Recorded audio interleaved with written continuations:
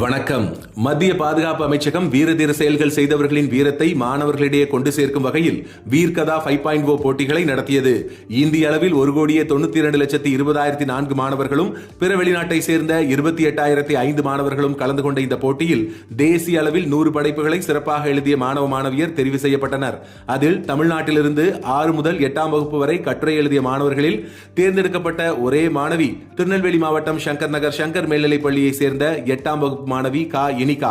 அவர் ரூபாய் 10,000 காசோலை மற்றும் பதக்கம், பாராட்டு சான்றிதழ் ஆகியவற்றை பெற்றுள்ளார். அவரை இன்று திருநெல்வேலி மாவட்ட காவல் கண்காணிப்பாளர் டாக்டர் வி பிரசன்னகுமார் IPS அவர்கள் நேரில் அழைத்து பாராட்டினார். இந்த நிகழ்வில் இந்தியா சிமெண்ட் சாலை மனிதவளத்துறை தலைவர் டாக்டர் ரா நாராயணசாமி, பள்ளி தலைமை ஆசிரியர் ஆர் ரங்கநாதன், பள்ளி உதவி தலைமை ஆசிரியர் கவிஞர் முனைவர் கோ கணபதி சுப்பிரமணியன், பட்டதாரி ஆசிரியர் லேகா ஆகியோர் கலந்து கொண்டனர். மேலும் பல போட்டிகளில் கலந்து கொண்டு வெற்றி பெற வேண்டும் என்று ஊக்கமளித்த காவல் கண்காணிப்பாளர் அவர்கள் மாணவர்களுக்கு முன்னுதாரணமாக இருந்ததற்காக இனிகா அவர்களுக்கு பொன்னாடை அணிவித்து கௌரவம் செய்தார்.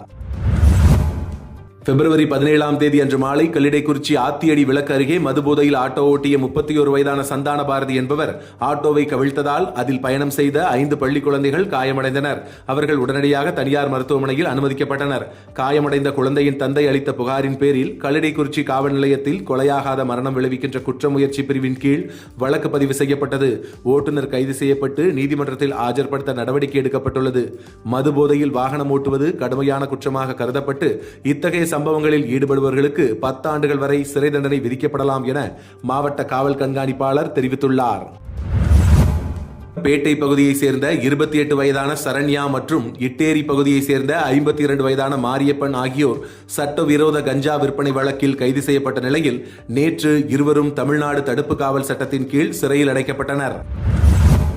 கந்துவட்டி மற்றும் நுண்கடன் நிறுவனங்களின் பிடியில் சிக்கித் தவிக்கும் மக்களை பாதுகாக்கும் நோக்கில் கொண்டுவரப்பட்ட தமிழ்நாடு கந்துவட்டி மற்றும் மிரட்டல் தடுப்பு சட்டம் 2025 கீழ் விழுப்புரம் மாவட்டத்தில் முதல் வழக்கு பதிவு செய்யப்பட்டுள்ளது.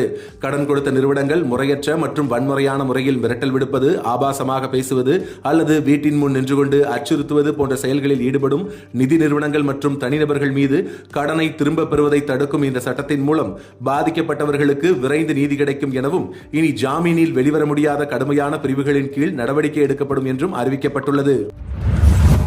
இன்று திருநெல்வேலி மாவட்ட காவல் அலுவலகத்தில் தமிழ்நாடு காவல்துறை தலைமை இயக்குனர் உத்தரவின்படி வாரந்தோறும் புதன்கிழமைகளில் நடைபெற்று வரும் பொதுமக்கள் குறைதீர்ப்பு கூட்டம் நடந்தது. இன்றைய கூட்டத்தில் மாவட்ட காவல் கண்காணிப்பாளர் டாக்டர் வி பிரசன்னகுமார் IPS அவர்கள் மொத்தம் 15 மனுக்களை பெற்றார். மனுக்கள் மீது விரைவான நடவடிக்கை எடுக்க சம்பந்தப்பட்ட அதிகாரிகளுக்கு உத்தரவு வழங்கப்பட்டது. உங்கள் பகுதிகளில் நடக்கும் செய்திகளையும் எங்களுக்கு அனுப்பலாம். திரையில் தெரியும் நம்பருக்கு வீடியோவாகவோ புகைப்படமாகவோ அனுப்பி அந்த செய்தி பற்றிய தகவலையும் பகிரவும். மீண்டும் நாளை செய்திகளில் சந்திப்போம். இந்த வீடியோ பிடிச்சிருந்தா லைக் பண்ணுங்க, கமெண்ட் பண்ணுங்க, உங்க நண்பர்களோட ஷேர் பண்ணுங்க.